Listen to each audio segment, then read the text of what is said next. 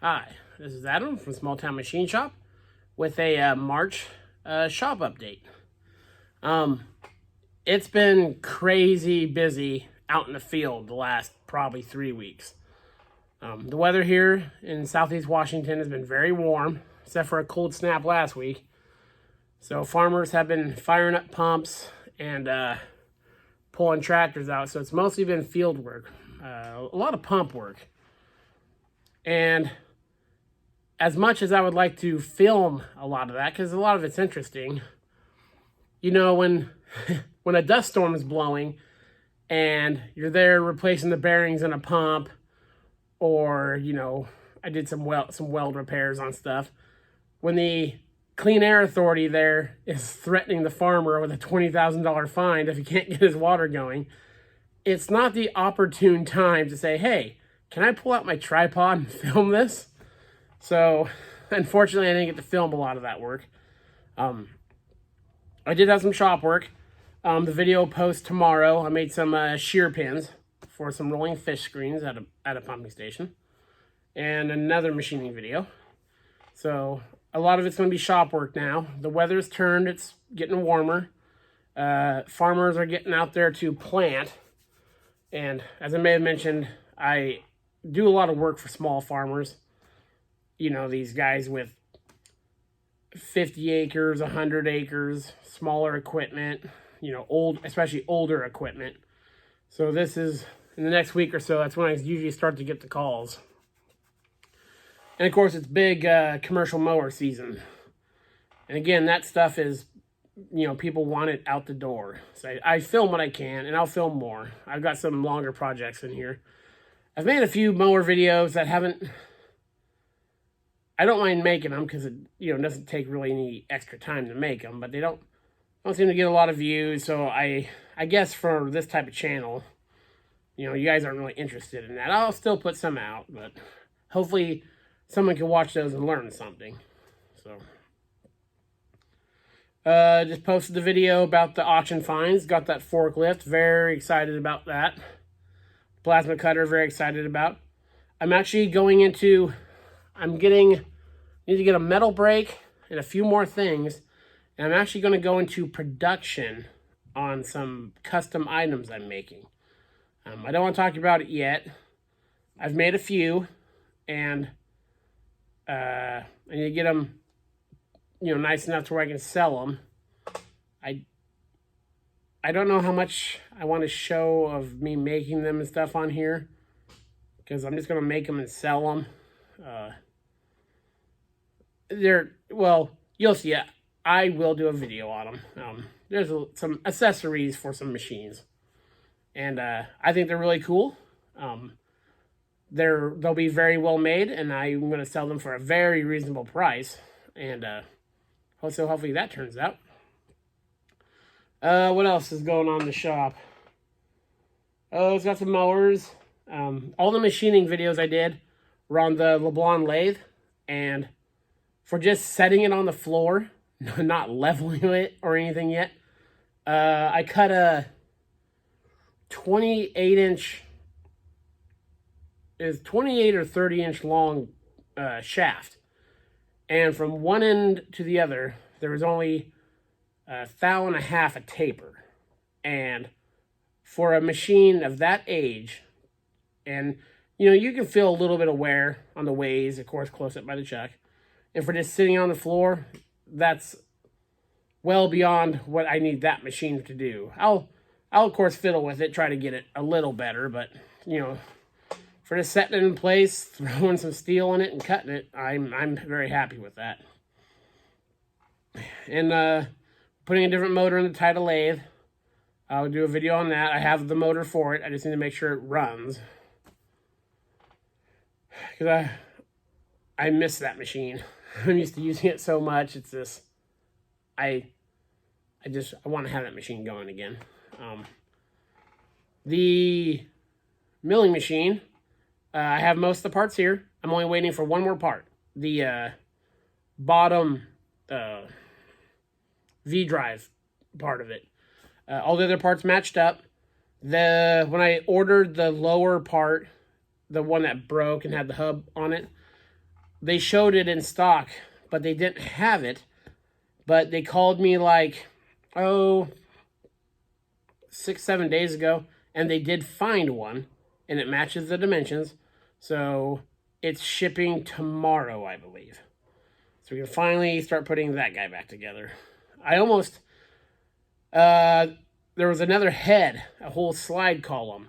That mill will take, the dovetail on the head ram is the exact same size as a Bridgeport. And there was a Bridgeport a guy let me know about. Someone dropped off at the scrapyard that the base, I don't know what happened to it, but the base shattered. It was in like 8 or 9 different big hunks. The table was missing from it. And I went and looked at it, and it was pretty thrashed. The wrecking yard wanted $150 for it. I probably should have got it, but I have all the parts coming, and every part I've ordered for that machine has measured out correctly. Thankfully, I'll put the name. I thought I had their card here.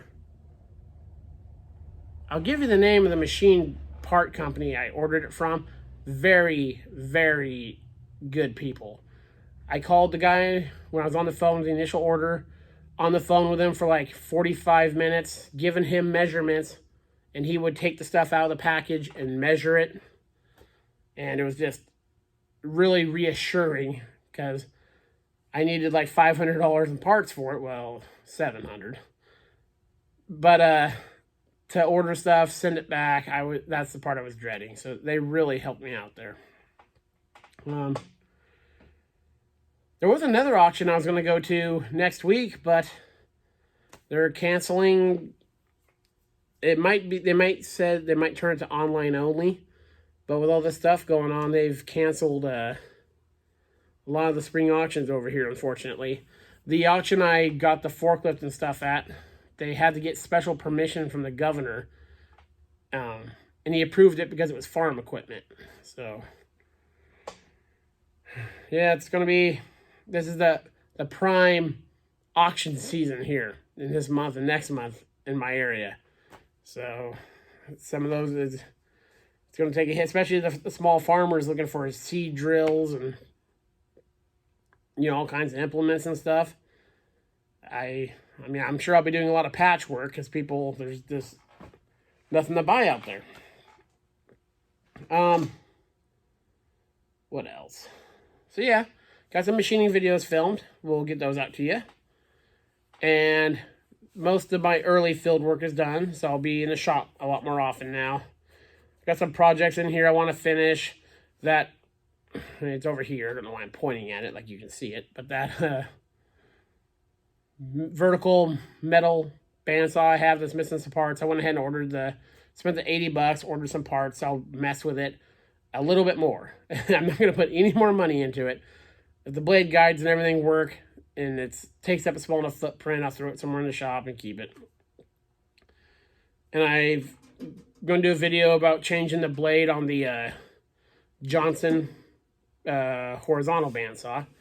Everyone who comes into my shop wants to buy it. It's cool, and I love the saw. And people are giving me some oddly high number, so they're going to pay me for it. But no, I'm going to keep it. It's a solid saw. I do have a really big hydraulic ram and hydraulic vise saw I have the opportunity to get, but looking at my shop space, I just don't have it. I don't know if I've mentioned it before, but a guy the next town over has a really big lathe. It's probably 20 foot long. It's more modern than the LeBlond.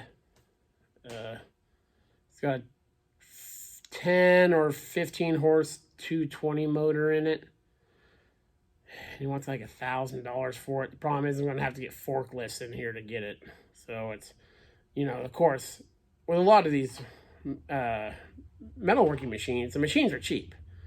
It's either the transport and the tooling is what gets you. So we'll see. I have space for it. So it's just whether I want to spend the money for that. So we'll see. So yeah, videos coming out every third day for now on, back in the shop.